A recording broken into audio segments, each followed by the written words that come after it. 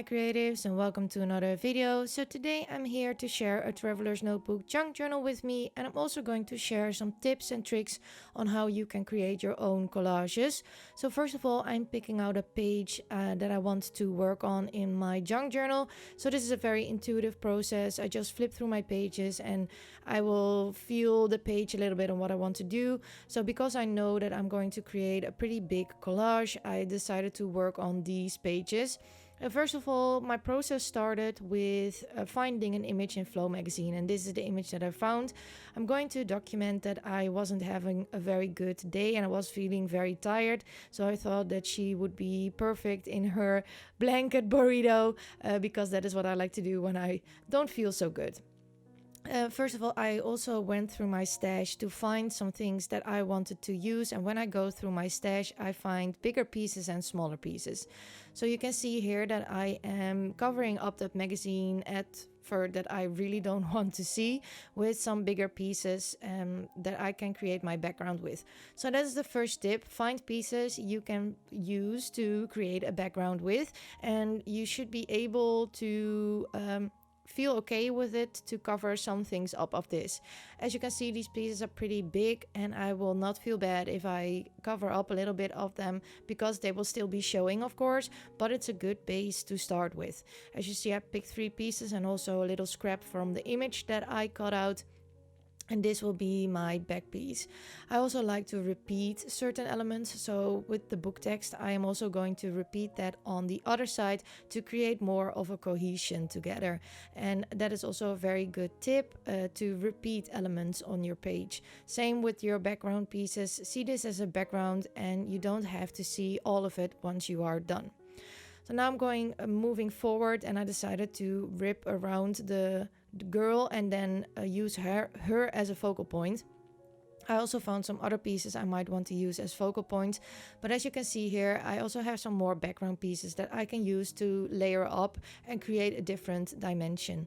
I'm also having some other embellishments that I'm going to layer up on each other. So here's the first piece that I'm going to cover up my background a little bit with, and now I'm figuring out where I want to have certain elements. So I have this bench here that I wanted to use. I believe I received that from Marie in a Happy Mail, and I also have some clocks and a butterfly that I wanted to use, and that decided my color scheme for this to be browns and blues. I also always pick out some washi tape. They are very effective to create a little bit of a collage with, and they have very nice patterns, so it's really quick to use them, and I like to use them to ground my collages with. Sometimes it feels like your collages are floating, and if you take a piece of paper or a strip of washi tape and put it there and put your collage on top of it, it will help ground your collage and it feels more natural. As you can see, I'm going to play around with smaller and bigger pieces. I have this vellum sheet from one of the Your Creative Studio vellum books, and I just ripped it in half, so don't be afraid to cover things up. I love the transparency and I love the blue color. That is why I wanted to use it, but don't feel afraid to rip your papers or cover little pieces up. I'm also going to add another piece of that blue from the image that I cut out on the other side to create more of a cohesion, and now I will start gluing things down. I haven't glued down this girl completely to the sides because I knew I wanted to layer up these clocks behind her, but I still want to have her already on my page because I don't like it when my pieces are floating and falling everywhere. So I just glued a little bit down of her. Next up, I'm going to use some washi tape, and that is also a very good tip if you want to create collages. Washi tapes are very fun to use for your collages, and they are just little fun patterns you can use, and they create a lovely texture. So if you're going to, for example, what I'm doing, rip your washi tapes up, you can create small, tiny textured collages with just little effort. I also have this mannequin doll. I believe I got that from Seher in Happy Mail, and I don't know who sent me the butterfly, but it was also sent to me. Now moving on to my right page, because I was a bit I wasn't quite sure what I wanted to do with the left page, so I just moved on to the right, and I wanted to ground that bench. So that's why I decided to rip up this piece of paper, and here you see me again covering up a little bit of my background. You are still able to see the paper that I used before, but not the complete piece. And now I'm going to use my washi tapes again to create more of a collage. The beauty of washi tapes is also that they are a little bit translucent, so you can still look through them and create this wonderful texture. I'm also grabbing one of the stickers that I'm going to put behind the bench to create more in depth. And with collage, it's all about layers. So you're going to create layers on top of layers and then finish it off with your focal point. For me, it was the bench or the girl and the card that you see there on top with the flower. That is the part that I want to show, and everything else has to complement that. I also found that other piece, a ticket piece that was sent to me. It's a small piece, and that is also one big tip. Find bigger pieces and smaller pieces for your collage, because that will create a lot more depth in your collages. And like I said, don't be afraid to cover things up. So now on this card, I want to use it as a tip-in to journal on the back, but I really didn't like the color on the back side of this, so I used one of the papers to cover that up, and now I'm going to create my tip-in. And I'm going to make sure that I am using my washi tapes as the same as I did before, to make it feel like it is a collage and not just a strip of washi tape there. As you can see, layering is all that you are going to do, layer up your pieces. And that is, well, really the biggest tip I can give you. I decided that I wanted the butterfly there, so I'm going to stick that down with some glue stick. It is a acetate piece and it's holding up very well, so I'm very happy with that. And now I'm going back into my stash of things that I already accumulated before I started. That is also something that I like to do, to have some supplies ready for me to use, so I don't lose myself in my very, very big stash. And how I do that is I pick, like I said, the bigger pieces and the smaller pieces, but I'm also looking at colors, and I knew these colors would fit very, very well. And that is why I'm using them. And as you can see here, I'm also layering them up, but I'm also checking how it looks when my card is closed. So that is why I put that little piece over there, and it covered up some of the text and some of the blue, but you are still able to see it.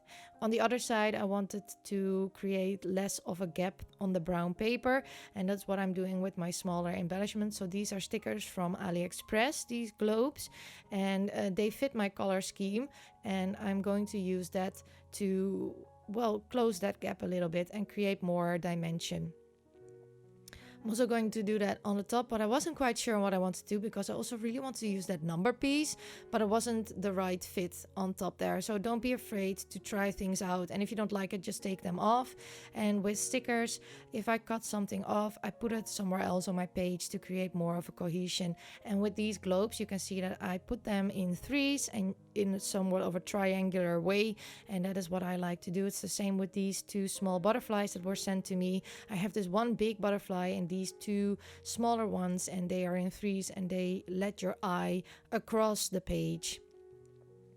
So now I'm going to play along with more of these stickers, and I found one that fit my color scheme and I thought would look great on top of there. But like I said, you can still see that beautiful paper, but you don't have to see everything to enjoy the beautiful paper. I also found a place for that numbers die cut that was sent to me, and now I'm moving on to figuring out if I wanted to add something else. So I really liked that butterfly piece, but it was just covering up too much of the paper that I already had there. So I decided to not use it and go back into my stamps and create some texture. Stamps are also a very great way to create your collages, because you can stamp them on top of everything and create more of a layer to connect everything together with each other, but they do not cover up a lot of your images. And it makes it feel like it's more your own. So I chose a text stamp and this crackle stamp. I'm going to use that to create some texture and some depth. So don't be afraid to stamp on your pages. It will just create another dimension. Making collages is all about depth and creating interest and layering up pieces. And yeah, just have fun with it and try and explore things. I also just try things out, and sometimes I don't like it, but then I will just create a new collage on the next page. Moving on, I wanted to add some text, and I'm going to write down in this scribbly script it's okay to have a bad day, because that is what I am journaling about, and I'm just using a Pilot fine liner and well, it's just a messy script. This page also is a little bit messy, so I thought it would fit the theme. And I'm also going to write out on that other piece, I'm not quite sure, be kind to yourself, I believe, but you cannot really read it. But it's not always the purpose of creating collages or creating these pages for yourself. You do not have to see everything. It's more about the process and how it makes you feel, and less about the end result.